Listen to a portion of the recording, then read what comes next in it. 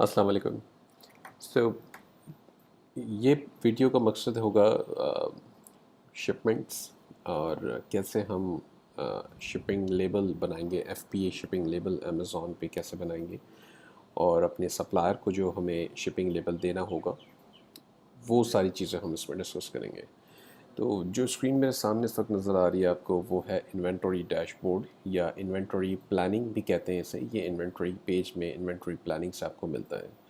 Normally Amazon आपको बताता है कि किस इन्वेंट्री की आपको ज़्यादा ज़रूरत है। इस वक्त ये एक अकाउंट एक्चुअली ये न्यू अकाउंट है जो मैं यूज़ कर रहा हूँ और इसके ऊपर कोई ख़ास इन्वेंट्री और डेटा अभी नहीं है।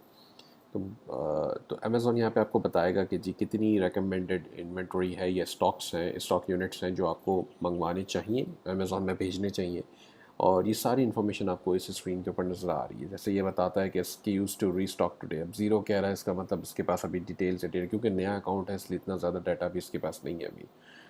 तो जो हमारा एग्जिस्टिंग अकाउंट्स हैं उसके अंदर वो काफ़ी सारी डिटेल्स हमें यहाँ देता है। जैसे एक्सेस यूनिट्स भी बता रहा है, डेज इन इन्वेंट्री भी बता रहा है, नोटिफिकेशंस भी आ रही है, एक्सेस इन्वेंट्री की डिटेल्स यहाँ पर भी आ रही है। तो जैसे ये एक प्रोडक्ट है, हमें बताता है कि जी री स्टॉक इन्वेंट्री, तो व्यू ऑल भी कर सकते हैं या री स्टॉक इन्वेंट्री पे जब आप क्लिक करेंगे तो हम इसे ये नेक्स्ट पेज पर हमें लेकर जाएगा और यहाँ पर ये हमें ऑप्शंस देगा कि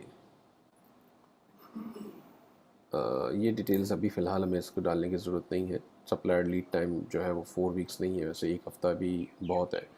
तो जैसे आप देखेंगे ये बता रहा है कि जी डेज़ ऑफ सप्लाई इस आइटम के अंदर हमारे पास 24 यूनिट्स अवेलेबल हैं और अगर हमें मज़ीद इसमें जो है वो शिपमेंट चाहिए तो हम कहेंगे यहाँ पे क्रिएट शिपमेंट प्लान। अच्छा, ये ऑप्शन आपका इन्वेंटरी के पेज से भी आएगा, मैं वो भी बता दूंगा। तो क्रिएट शिपमेंट प्लान पे जब आप क्लिक करेंगे तो ये नेक्स्ट स्क्रीन के ऊपर जाएगा लेकर आपको। ठीक है, तो अब जैसे हमारे पेज सामने लोड हो गया, ये आइटम में दिखा रहा है और कोल इंपोर्ट्स का फ्रॉम में एड्रेस भी दिखा रहा है। आप चाहें तो इसको शिप फ्रॉम अनदर एड्रेस कर सकते हैं जब आपके पास डिफरेंट सप्लायर्स हैं या उनके एड्रेसेस हैं। अच्छा, एक चीज़ का ख्याल रखें, ये इस वक्त पैकिंग टाइप जो आ रहा है वो इंडिविजुअल प्रोडक्ट्स है। पैकिंग टाइप इंडिविजुअल प्रोडक्ट्स जब होगा इसका मतलब ये है कि फिर अमेज़ॉन आपको बताएगा कि जी ये वाली आइटम के इतने पीसेस इस ये बेसिकली प्लेसमेंट के ऊपर भी डिसाइड करता है। वो जो अगर प्लेसमेंट की सेटिंग्स होती है वो मैं बता दूंगा। प्लेसमेंट की सेटिंग्स अगर आपकी डिसेबल्ड हैं या इनेबल्ड हैं, बेस्ड ऑन दैट और फिर इंडिविजुअल प्रोडक्ट्स की सेटिंग्स के बिहाफ पे अमेज़ॉन आपका जो जो इन्वेंटरी है वो डिस्ट्रीब्यूट कर देता है डिफरेंट फुलफिलमेंट सेंटर्स पे। तो हमें ऐसा नहीं करना है। इस वक्त हम कहते हैं जी change to case packed products. अब केस पैक्ड प्रोडक्ट का मतलब ये कि ये आपसे पूछेगा कि जी कितने यूनिट पर केस है। तो हमने कहा 6 है फॉर एग्जांपल, अभी हम इसकी बात कर रहे हैं। अगर आपके पास, आपको ये इन्फॉर्मेशन पहले से पता होनी चाहिए, आपका सप्लायर आपको बताएगा कि केस में कितने पैक्ट्स हैं या उनकी वेबसाइट पे लिखा आ रहा होगा और आपने कितने केसेस ऑर्डर किए हैं। लेट्स से हमने 2 केसेस ऑर्डर किए, तो अब हमारे टोटल यूनिट्स जो हैं वो यहाँ पे बन गए 12 और जो प्रोडक्ट है वो हमने इसका सारी डिटेल्स बताई। अगर ऐड प्रोडक्ट करेंगे यहाँ से भी तो आप मज़ीद प्रोडक्ट्स उसमें और भी इसी शिपमेंट में ऐड कर सकते हैं अगर आप इसी सप्लायर से वो परचेजिंग कर रहे हैं तो। ठीक है, मार्केट प्लेस डेस्टिनेशन यूएस आ रहा है क्योंकि ये यूएस का अमेज़ॉन अकाउंट है। अब मैं इसके आगे कंटिन्यू कर, यहाँ नेक्स्ट स्क्रीन के ऊपर ये पूछेगा आपसे हु प्रैप्स। प्रैप्स का मतलब ये है कि कोई सर्विस ऐसी है जो, या मर्चेंट खुद इसको प्रिपेयर करेगा उस प्रोडक्ट्स को ताकि वो अमेज़ॉन के एक्सेप्टेबल मोड में हो। अमेज़ॉन की प्रिपरेशन की कुछ रिक्वायरमेंट्स हैं, उसके गाइड्स हैं जो कि मैं उसके यूआरएल इस वीडियो के जो डिस्क्रिप्शन उसमें मैं दे दूँगा। तो वो गाइड्स के मुताबिक प्रेप सर्विस उसकी होनी चाहिए। जैसे अमेज़ॉन जो है वो आपसे बैटरीज के बारे में पूछता है, हेज़मत के बारे में पूछता है बाज़ औक़ात, और कोई ऐसी स्पेसिफिक आइटम है जो कि जिसकी पैकेजिंग है, या आइटम जैसे नाइफ्स हैं तो वो अगर कोई ऐसी आइटम्स हैं, ब्लेड्स हैं या ऐसी कोई चीज़ें हैं जो कि ख़तरनाक साबित हो सकती हैं अगर उसकी पैकेजिंग प्रॉपर ना हो, तो उनकी पैकेजिंग के प्रॉपर गाइड्स अमेज़ॉन ने आपको दी हुई हैं। ठीक है, तो इस चीज़ का आपने ख़्याल रखना है कि आपकी जो प्रोडक्ट है वो अमेज़ॉन की जो एक्सेप्टेबल गाइडलाइंस हैं उसके मुताबिक हो। अब यहाँ पर हमने चूँकि सेलेक्ट कर लिया है कि जी मर्चेंट करेगा। क्यों? क्योंकि मैं कोल इंपोर्ट से परचेज़ कर रहा हूँ और कोल इंपोर्ट जो है वो प्रोडक्ट्स नॉर्मली ऐसी पैकेजिंग में होता है कि अमेज़ॉन उसे एक्सेप्ट कर लेता है, इतना मुझे पता है। अब आप किसी और सप्लायर के साथ काम कर रहे हैं तो ये चीज़ आपको मेक श्योर करनी पड़ेगी। अमेज़ॉन भी जो है वो प्रेप सर्विसेज से ऑफ़र करता है, उसका वो चार्ज करता है सेपरेटली, लेकिन फ़िलहाल हमने इसको मर्चेंट सेलेक्ट कर लिया। कंटिन्यू करेंगे आप, नेक्स्ट स्क्रीन आ गई आपके सामने। अब कहता है हु लेबल्स। अच्छा, यहाँ पर बात हो रही है FNSKU लेबल्स की। ये वो लेबल होते हैं जो बार कोड या UPC के ऊपर लगते हैं, और अमेज़ॉन को अगर आप सेलेक्ट करेंगे करने के लिए काम, तो अमेज़ॉन आपसे 20 सेंट्स पर यूनिट चार्ज करेगा, और टोटल जैसे चूँकि हमारे 12 यूनिट्स है तो ये हमें बता रहा है कि $2.40 ये चार्ज कर रहा है। अगर आप कहते हैं कि जी मर्चेंट यानी कि आप खुद उसके प्रिपेयर करेंगे, अगर कोल इम्पोर्ट भी जैसे ये सर्विस देता है, तो आप ये फिर इनेबल करेंगे तो यहाँ पर ये आपको ऑप्शन दे देगा, ताकि आप ये लेबल्स जो है वो प्रिंट करके डाउनलोड करें और प्रिंट करें, या फिर आप ये फ़ाइल आपके मर्चेंट को या कोल इम्पोर्ट को डायरेक्टली भिजवा दें और उनको बताएं कि जी ये हर पैक पे लगेगा, इस तरह की ये फ़ाइल बन के आ जाएगी आपके सामने।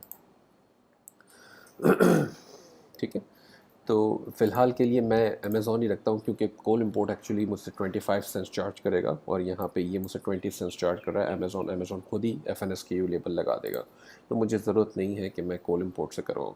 अच्छा, दूसरी बात, कुछ ऐसी आइटम्स भी होती हैं जिसके अंदर ज़रूरी नहीं है कि FNSKU लेबल लगाया जाए, तो हम वो मैन्युफैक्चरर बारकोड जो पैकेजिंग के ऊपर होता है, अमेज़ॉन उसी को एक्सेप्ट कर लेता है। लेकिन ये डिपेंड करता है कि कौन से प्रोडक्ट ऐसे एक्सेप्टेबल है या नहीं है, वो अमेज़ॉन डिसाइड करता है। और जब आप प्रोडक्ट को ऐड कर रहे होते हैं, लिस्टिंग क्रिएट कर रहे होते हैं ऑफ़र अपनी, तब वो उस वक्त आपको ये चीज़ बताएगा। ठीक है, हमने अमेज़ॉन सेलेक्ट कर लिया फ़िलहाल। अच्छा, जैसा मैंने बताया था कि प्लेसमेंट जो है वो इस वक्त डिसेबल्ड हुई हुई है इसमें। प्लेसमेंट डिसेबल्ड हुई है इसमें, इसका मतलब ये हुआ कि अमेज़ॉन हमें बता रहा है कि जी एक केस जो है वो आप यहाँ ये विंडसर कनेक्टिकट में शिप करें, दूसरा केस जो है वो आप मोरेनो वैली कैलिफोर्निया में शिप करें। तो ये दोनों केसेस जो हैं आपकी डिफरेंट जगहों पे जाएंगे। अगर ये प्लेसमेंट की सेटिंग्स जो हैं वो आपकी इनेबल्ड होती, तो फिर अमेज़ॉन खुद प्लेसमेंट करता और आपसे कोई फ़ीस चार्ज करता। अभी इस वक्त कोई फ़ीस चार्ज नहीं कर रहा। क्यों? क्योंकि अमेज़ॉन आपसे कहता है कि जी आप खुद इसको अलग अलग डिफरेंट लोकेशंस पे, FC की लोकेशंस पे भिजवा दें। ठीक है, तो आप यहाँ पे इसको कुछ चेंज नहीं कर सकते। ये मतलब जो अमेज़ॉन ने डिसाइड किया है, हमें इसको फॉलो करना पड़ता है। इसके शिपमेंट के नाम चाहें तो आप चेंज कर दें, ये आपकी अपनी इंफॉर्मेशन के लिए है। जब आप इसे अप्रूव करेंगे तो इसका मतलब ये आपका शिपिंग प्लान जो है वो अप्रूव हो गया आपकी तरफ से और ये बन चुका। अब इसके ऊपर नेक्स्ट ऑप्शन आएगा लेबल जनरेट करने का। ठीक है, अब दोनों के लेबल्स, क्योंकि दो प्लान बन गए इसके अंदर, तो इसलिए दोनों के लेबल्स अलग अलग जनरेट होंगे। तो यहाँ पे वर्क ऑन शिपमेंट का बटन आएगा। तो अब इसमें आपके पास जो है वो ऑप्शन है कि आपने यहाँ पे कैरियर सेलेक्ट करना है। शिपिंग कैरियर UPS है, FedEx है या कोई और है। तो ये यहाँ से अगर अदर में आ रहा है तो अलग बात है। ये ज़्यादातर जैसे अगर प्राइवेट लेबल है और चाइना से आप सप्लाई करवा रहे हैं, तो फिर आप अदर भी सिलेक्ट करते हैं। US DHL भी करवा लेते हैं, क्योंकि अगर बाय एयर आ रहा है कुछ तो। ठीक है, बाकी तमाम इन्फॉर्मेशन यहाँ पे वेरीफाई आप कर सकते हैं। सारी डिटेल्स यहाँ टॉप पे आपके सामने नज़र आ रही हैं, और आपने UPS सेलेक्ट कर रखा है।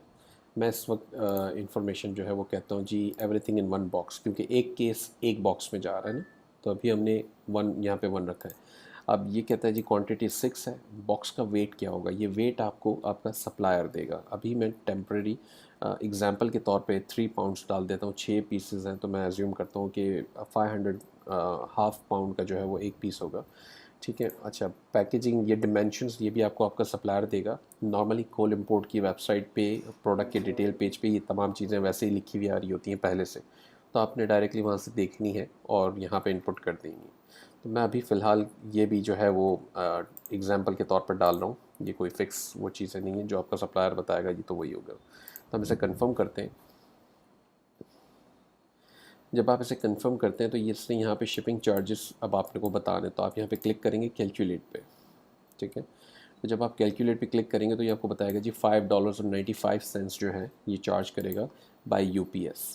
अच्छा, एक और चीज़ भी आप इसमें कर सकते हैं कि आपने ये तो देख लिया, अब आप इसको अभी फ़िलहाल एक्सेप्ट ना करें, आप FedEx पे क्लिक करें दोबारा ऊपर, और फिर यहाँ पे आके एवरीथिंग इन वन बॉक्स करें, तो आपकी वो जो डिटेल्स हैं वो आ रही होंगी पहले से। ठीक है, हमने इसको 3 पाउंड्स कर दिया, यहाँ पे हमने इसको 999 कर दिया दोबारा से और कंफर्म कर दिया। ये हमें सिर्फ चेक करना है कि FedEx के रेट्स क्या हैं। बाज़ वक़्त बड़ी शिपमेंट्स होती हैं तो काफ़ी बड़ा डिफरेंस आ जाता है, तो हमने इसको दोबारा कैलकुलेट कर लिया। ठीक है। तो वो 595 था, ये 544 है। तो अब तकरीबन जो है वो 50 सेंट्स का फ़र्क आया है। ये इसलिए आया कि एक ही बॉक्स है, छोटा सा बॉक्स है, ज़्यादा बड़ी कोई चीज़ें नहीं है, तो इसलिए फ़र्क ज़्यादा नहीं आया। लेकिन अब जब हम बड़ी शिपमेंट भेज रहे होते हैं, जैसे 50 पीस है किसी चीज़ के, 100 पीस हैं, ज़्यादा हैवी कार्टन्स हैं, तो हम यहाँ पे बहुत ज़्यादा आपको डिफरेंस देखने को मिल सकता है। बाज़ औक़ात $50 का या $40 का, या ऐसा भी फ़र्क होता है। तो ये दोनों को चेक ज़रूर करें, जो आपको लगे कि जी मुनासिब है, प्राइसेस जो बेटर है उसको सिलेक्ट करें, और एग्री करके यहाँ पे एक्सेप्ट चार्जेस कर दें। अच्छा, जब आप एक्सेप्ट चार्जेस करेंगे, क्लिक करेंगे, तो यहाँ ये प्रिंट बॉक्स लेबल का बटन इनेबल हो जाएगा। ठीक है। मैं इसलिए एक्सेप्ट नहीं करता क्योंकि मैं एक्सेप्ट करूँगा तो ये चार्जेस मेरे अकाउंट पे अप्लाई कर देगा। जिस वक्त आप एक्सेप्ट करेंगे तो ये चार्जेस आपके अकाउंट पे उसी वक्त चार्ज कर लेगा अमेज़ॉन। तो इसलिए फ़िलहाल मैं इसको एक्सेप्ट नहीं करा। तो जब ये एक्सेप्ट हो जाएंगे तो ये प्रिंट बॉक्स लेबल का बटन इनेबल होगा, और जब आप इसे क्लिक करेंगे तो ये FBA शिपिंग लेबल्स जनरेट करके फ़ाइल आपके सिस्टम में डाउनलोड हो जाएगी आपके कंप्यूटर में। वो फ़ाइल आपने अपने सप्लायर को ईमेल करनी है, अटैच करनी है, या जैसे भी आपका सप्लायर वो फ़ाइल एक्सेप्ट करता है, वो लेबल्स आप उनको दें। उनको आप बताएंगे कि जी ये हमारे लेबल है, आप इसको लगाएं बॉक्स के ऊपर और आप हमें ये आइटम शिप कर दें। तो वो लेबल यूज़ करते हुए जब आइटम अमेज़ॉन के पास पहुंचेगी तो अमेज़ॉन ऑटोमेटिकली इस चीज़ को डिटेक्ट कर लेगा कि ये किस सेलर की है, और वो प्रोसेस करके लोड जब इन्वेंटरी करेगा तो वो ऑटोमेटिकली आपकी लिस्टिंग पे स्टॉक नज़र आपको आ जाएगा। उसमें थोड़ा सा टाइम लगता है, लेकिन ये सारा प्रोसेस अमेज़ॉन की ज़िम्मेदारी होती है, वो खुद करता है। जब आप डाउनलोड कर चुके होंगे तो ये कंप्लीट लेबल का, कंप्लीट शिपिंग का बटन भी इनेबल हो जाएगा। तो आप इसे भी यहाँ से कंप्लीट कर दें, तो ये शिपिंग जो है वो आपकी कंप्लीट हो जाएगी। ठीक है। स्टेटस अगर आपको देखना होगा तो आप मैनेज FBA शिपमेंट्स में जाएंगे। ठीक है। तो मैनेज FBA शिपमेंट्स में ये दोनों अभी नई शिपमेंट जो हमने बनाई है वो दोनों यहाँ पे आ रही है। अब ये कह रहा है वर्किंग, क्योंकि हमने इसको अभी फ़िलहाल कंप्लीट नहीं किया। अब ये मेरी पुरानी आप देखेंगे कि क्लोज भी हैं, शिफ्ट भी हैं, सारी चीज़ें यहाँ पे सामने नज़र आ रही है पुरानी वाली, और उनका स्टेटस भी नज़र आ रहा है। तो जब ये शिप हो जाएंगी तो इनका स्टेटस भी शिफ्ट में ऑटोमेटिकली तब्दील हो जाएगा। और जब ये लोड होती हैं, या जब अमेज़ॉन इसको सब सारी इन्वेंटरी लोड करके क्लोज़ करता है तो इसका स्टेटस क्लोज़ हो जाता है।